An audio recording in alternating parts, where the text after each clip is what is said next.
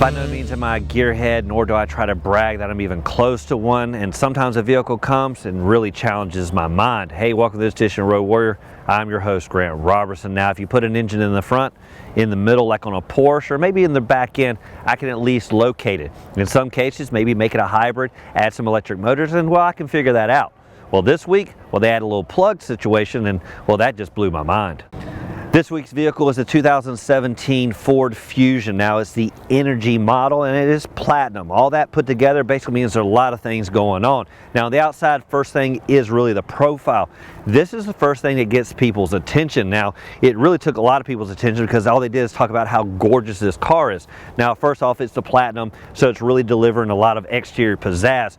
First in the profile, which you've seen on the Fusion since its inception, really delivering a lot of wow factor, really starting with a nice silhouette sweeping down. And this is something I see across the line, so some of the competition really delivering this type of silhouette. Really coming all the way fully back to the back deck lid, something I said that's long gone. No longer is there a huge trunk, but instead a very stout rear end. What we're also seeing is a lot of panoramic view. This glass alone on the profile really sweeping to the furthest corners in the front and the back, giving you little portholes here and there, really giving you kind of a greenhouse effect. Really great heating this vehicle up, even in the winter months.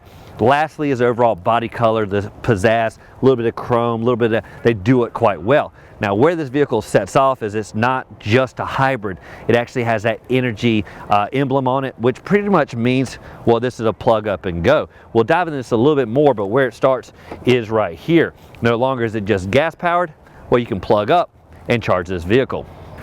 So let's get down to the nuts and bolts of this vehicle and my learning curve. It really came down to my first experience with, well, plugging up a vehicle and charging it. Now, I've always wanted a golf cart, never owned one, so never really charged anything. Use a little bit of trickle power when you've had a bad battery, that kind of stuff. But this takes it to the next level. And where the learning curve truly came in is starting right here. Now, first off, it's a nice plug-up system. I get all that. You can go to fancy cities and they have the plug-up devices. We don't have that around here. One thing I didn't understand was, well, this system to plug up is actually back there in the trunk. Now, I spent most of the week just driving on a hybrid-like combination. What I wish I had realized is, well, this feature right here is right there in the trunk. Now, what's great is this is, of course, the fancy little plug that's going to go in here real easily. Then what you do is you take the rest of it and plug it up in the house. Now, this process is a little bit slower than the ports you can do in the parking lot, shopping centers, or whatever. Now, if I had truly done this, takes a few hours, maybe overnight, whatever, that's going to give you a full battery life and make this vehicle go away from hybrid and truly into the electric mode. Now, we're going to test this now that we have this and truly experience driving like a golf cart. Now, by the overall numbers, just because this is a golf cart-like vehicle, it still has, well, decent sedan numbers, really creeping into almost full-size luxury. Now, overall, it's about 191 inches. Wheelbase fairly stretched at around about 112.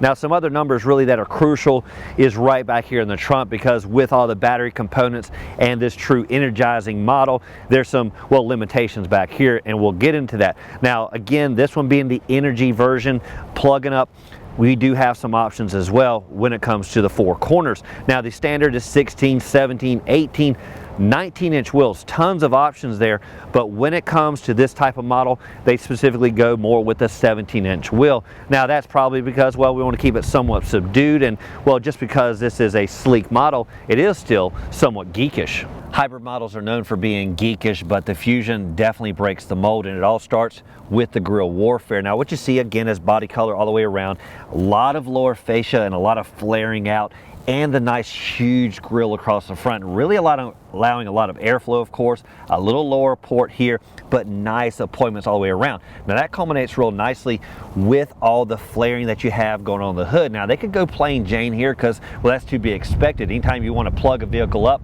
well, just keep it simple. But even on the hood alone, nice ridges, really comes together and gives a wow factor where you otherwise wouldn't think there would be some.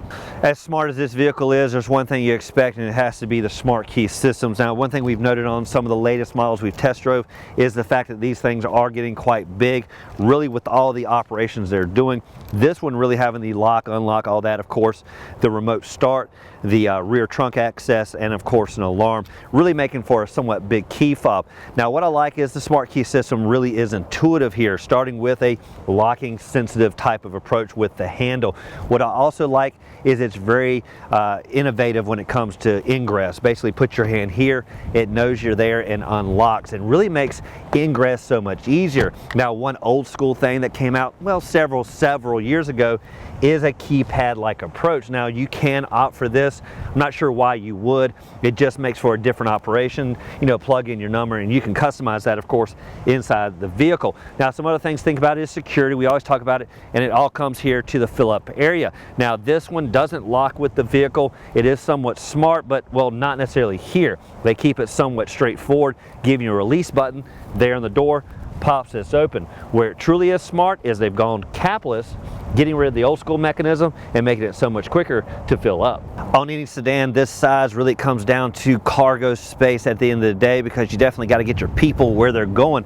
But this vehicle delivers so much more up front that you're going to have to compromise a little back here. Now before we get in there, let's talk about design. We got the wow factor in the profile, got the grille warfare. So back here, well, they jazz it up just a hair with this strapped on rear spoiler, giving you a little bit of rear flare. What it also has is safety all the way around this vehicle, starting with backup sensors, front sensors, a 360 like system, really alert, really allows you to dive in those tight places. Now one thing about that is it is almost too sensitive, because it pretty much went off anytime something felt like it was too close.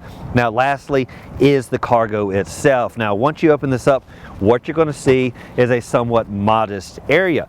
What you see here is around about 8 cubic feet. The reason for that is, of course, all the battery technology. Now that compared to even the hybrid, which is going to be around 12 cubic feet. Now if you go with the standard Fusion model, that's going to be as high as 16 cubic feet, one of the biggest trunks in this type of market. For this vehicle, one key component I mentioned earlier was this right here, really allowing you to charge this vehicle at home, and something we overlooked for 90% of this test drive.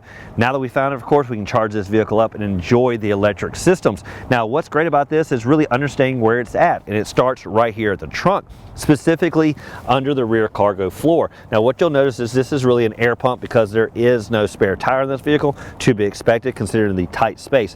Where this goes is right here. Now that's one feature to really understand, because you definitely want to find that early on, either in a test drive or of course when you buy it, because you're going to pretty much keep this at the house to charge this thing up. Now the Fusion is definitely a beautiful vehicle, and you can see from the outside, but this vehicle is a lot more than just skin deep. What it has is a lot of intelligence built in, so you definitely have to dive well under the hood. Now this vehicle takes hybrid to the next level, the plug-in type version, and again we see that with the combination of the batteries in the back taking a little bit of that trunk space, and the combination with the hybrid engine up here, and of course the plug-in on the side. Now with all that combined, what does it truly look like under the hood? Now first thing you do before you get there is really raising the hood. Now there's a release here on the far side. Once you unlock that, you'll notice that it is a manual lift. There is no support.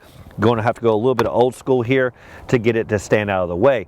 Now once you do that and see the operation, this under the hood is just as pretty as the exterior. Now both hybrid models do come with the same engine, a 2.0 liter Atkinson cycle inline 4-cylinder. This one of course having the plug-in feature. Now both of them have the same horsepower, around about 141 horses and 129 foot-pounds of torque.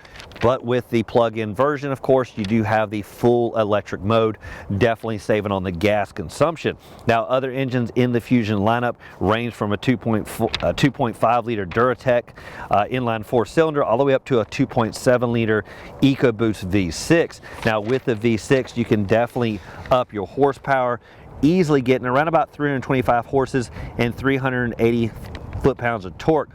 Now the engine is coupled with a 6-speed automatic transmission, and that's going to help keep everything nice and refined and smooth going down the road. Now what's great is with both hybrid models, you're going to start with a 41 miles per gallon on average. However, here on the plug-in model, that's going to creep up as high as 108 miles per gallon. That's right, with the combination of everything from electric to hybrid-like mechanisms. Now on the low side, if you go with some other Fusion models, you're probably going to be about half of the basic hybrid, somewhere in the low 20 miles per gallon. silent. So either way, if you go with the standard gas engine on up to this model here, there's basically fuel efficiency all wrapped into one. One place you can definitely tell this vehicle is the platinum level is climbing inside. First starting right there on the door, the quilted like stitching combination of wood, leather, and other brushed accents really giving you a regal and platinum interior. Now what I like on this vehicle is exactly that. It just feels so plush, and it definitely avoids itself of looking like a geekish car, because we definitely know it's delivering some technology and higher level thinking.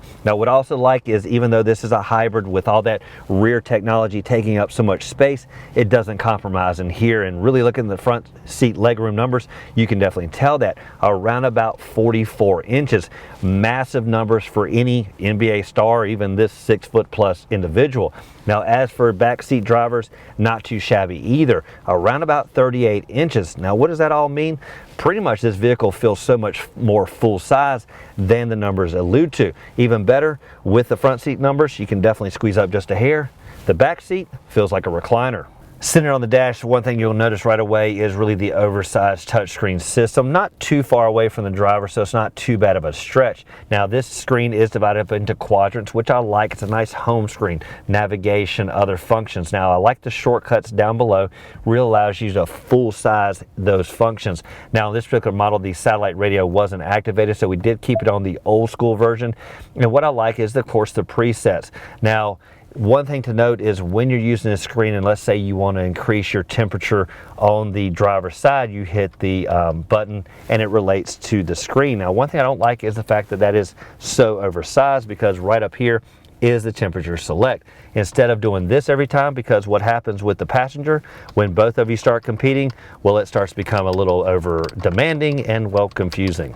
Now what you'll see below the touchscreen system is a quadrant of a lot of buttons. Really the functionality on the outside, the temperature zone selects here down below, and the fan speed. One thing that's definitely oversized in the middle is the volume select. Now I think we could kind of minimize a lot of the buttons and go back to at least the old school knobs really when it comes to fan speed alone. Now you do have some extra operations, the heated and cooled seats for both front drivers. Now one thing about operation when it comes to entertainment, because this is down here in the climate area, it can be somewhat cumbersome. One thing I really didn't like was the push button when it comes to tune select. This makes it somewhat just boring and arduous.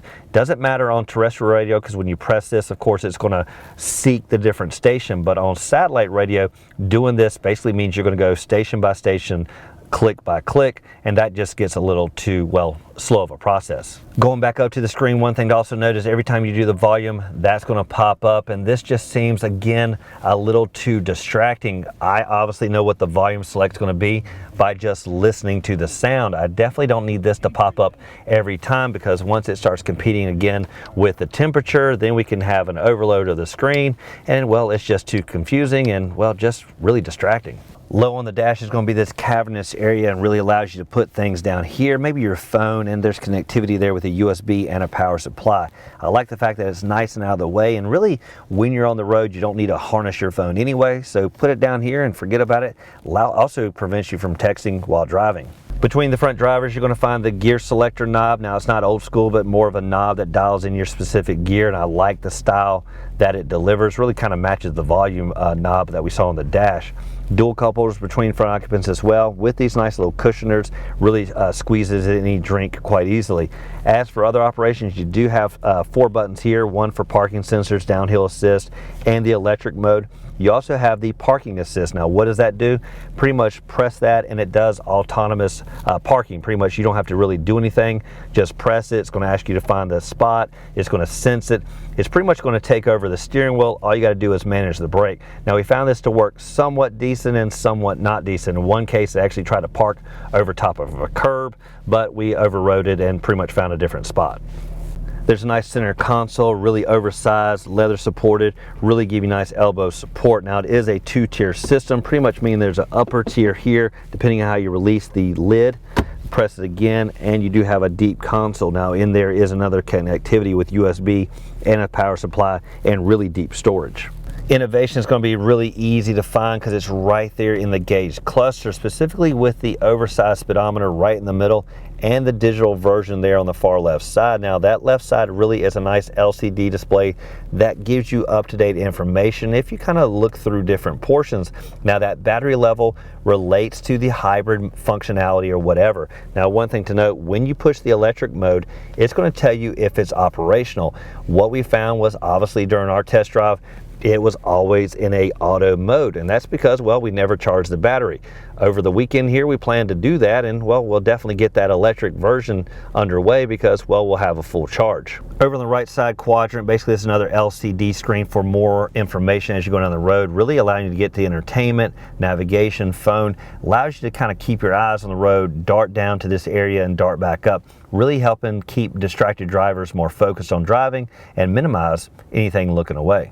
To operate the various LCD screens on the gauge cluster, you'll relate to the steering wheel, nice quadrant-like buttons on the left and right that correspond respectively, and the good old OK button to select the different modes. Now down below is the radio controls, the entertainment, basically having volume select, tune select with different functions from preset to seek. Now on the left side is the adaptive cruise control. Simply turn it on, set your cruise, and you can set your spacing, really making this vehicle stand out in the crowd.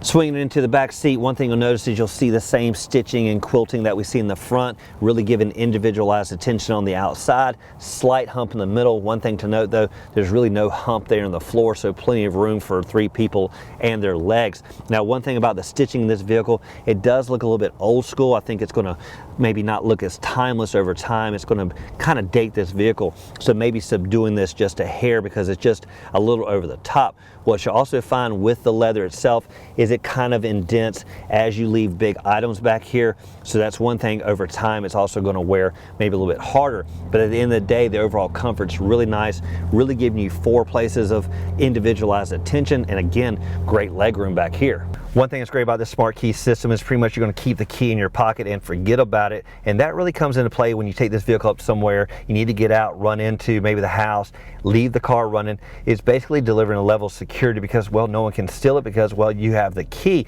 Now, one thing to note when you do that is you get out of the vehicle, you got the key in your pocket, got to run inside real quick.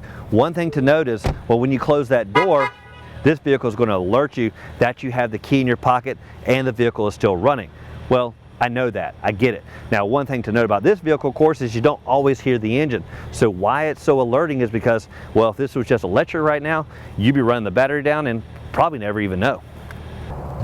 Now just for this edition of Road Warrior and a test drive behind the wheel of the 2017 Ford Fusion Energy model. Again, the plug-in hybrid, taking the fuel efficiency to the next level. Now again, I'm no gearhead, and where you really learn on this vehicle is getting behind the wheel and also, well, getting in that trunk and grabbing that plug-in, of course, adapter. That's going to, of course, charge this vehicle and on average give you decent mileage on the electric alone, somewhere in 20 miles of range when you are fully charged. Now, when it, of course, loses charge, you're going to get a combination of the hybrid. The best thing is that you do have that gas engine that's basically going to kick in and give you the reassurance of getting you where you want to go because it doesn't truly rely on one feature versus the other. Now, as always, thank you for watching this edition of Road Warrior. Keep both hands on the wheel and eyes straight ahead.